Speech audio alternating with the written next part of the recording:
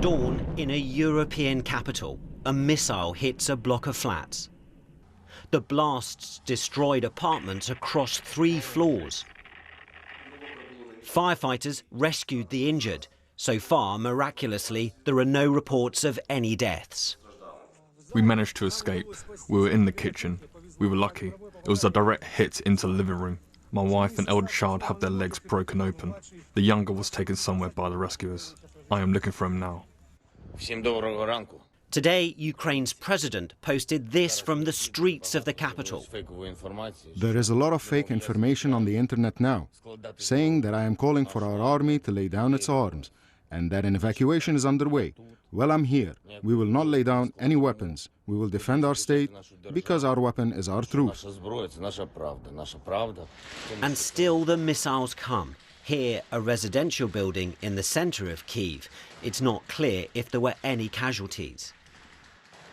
President Putin hoping that attacking Ukraine will encourage Ukrainians to overthrow their own government. I appeal to the servicemen of the armed forces of Ukraine. Do not let neo-Nazis and Ukrainian ultra-nationalists use your children, wives and the elderly as human shields. Take power into your own hands. This country is under attack from 3 points of the compass. The Russians aren't advancing as fast as many thought they would, but the Ukrainian military remains outnumbered. In the central Ukrainian city of Dnipro, many have started to consider what until recently seemed unthinkable.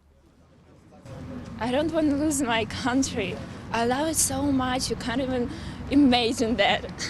It is quite shocking for me, and right now I'm thinking about taking weapon to my hands, at least to defend my local districts. Others have not stayed to find out. Tens of thousands here crossing into Poland in the west, and on Ukraine's southern border into Romania too. Kyiv's civilians now direct targets in their own homes. Ukrainian forces are stalling the Russian advance. The fear must be that in an effort to break their resistance, President Putin may order a yet more brutal assault. Angus Crawford, BBC News. And let's go now to our chief international correspondent, Lise Doucette, in Kyiv. And Lise, as we saw in the headlines, the security situation is such that you and many others throughout the capital are having to take shelter in basements. What's the latest you're hearing about the situation above ground? Yes, the air raid sirens are sounding at regular intervals now, with a stern warning that civilians, residents of the city should take shelter. It's not an idle warning. There are reports now of fighting on the edges of the city. The main highway running east to west was a war zone last night as Russian forces have tried to advance. There's been missile attacks in the early hours of the morning against the southwest of the city, rather. We've been reporting about this residential complex, this long tower block, which was hit despite President Putin's promise that civilians would not be targeted, just military infrastructure. But as always in these wars, it's not just about the troops in the trenches, it's about the lives being shattered of people. And just like we've had to take refuge in a basement, right across the city of some 2.8 million people are taking to the metro stations, taking to safe shelters, going underground in kindergarten, schools, and their own homes. We met so many families yesterday when we went out. Some were trying to leave the city. Some were sending their elderly relatives away to somewhere safer. Everyone trying to find somewhere to hide.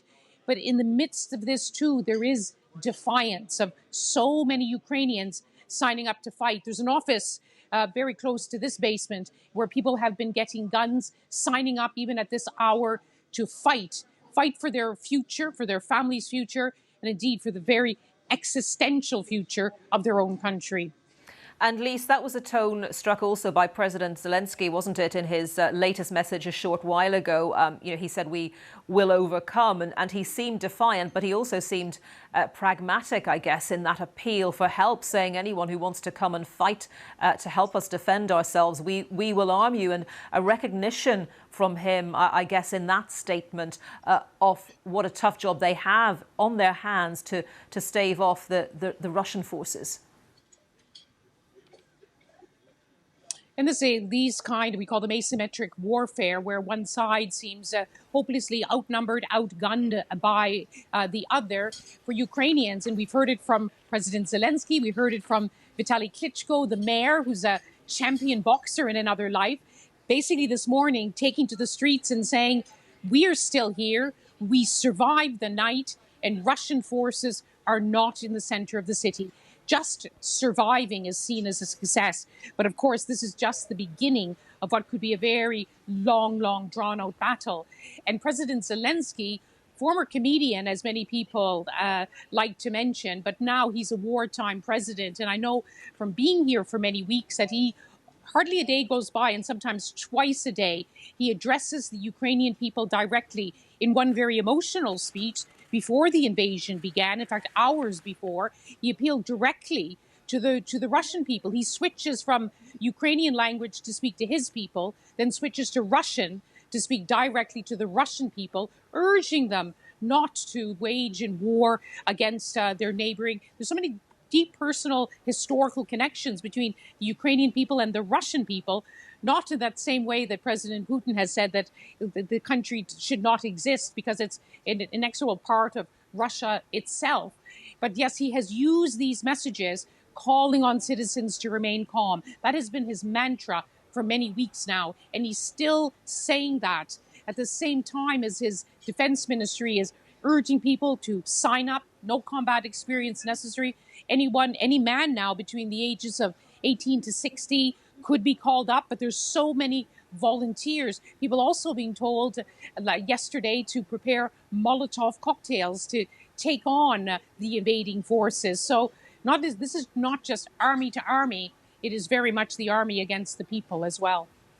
And it's interesting, just reflecting on what you're saying, Lise, about the juxtaposition, I guess, between what's happening on the ground and what's happening beyond Ukraine's borders, because clearly other countries are lending their support to Ukraine, whether it's citizens protesting on the ground, whether it's sanctions at governmental level, whether it's sporting bodies, business organizations condemning the invasion by Russia of Ukraine. But when it comes to what is happening on the ground, albeit other countries have sent in arms and so forth, the Ukrainians really are doing this themselves, aren't they? The fight is with them alone.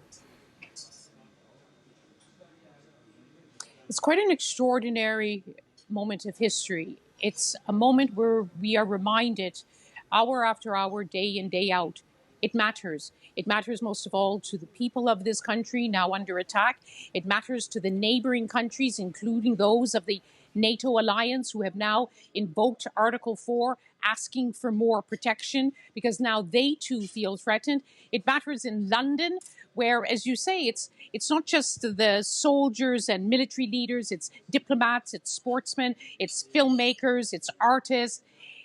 It's really a profound realization is sinking in. Yes, this is about Ukraine, but it is about all of us. It is about territorial integrity. It's about sovereignty. It's about people being allowed to determine their own future. This is a war which is shooting right round the world, which is why you are now broadcasting. We're all broadcasting from capitals around the world because everyone wants to have a say. Everyone feels affected in some way. But when you get down to the actual conflict of the ground, it is the Ukrainian people and armed forces against the might of the Russian army and navy and air force. Lise, thank you very much. Lise Doucet, our chief international correspondent. Do stay safe, Lise. Well, our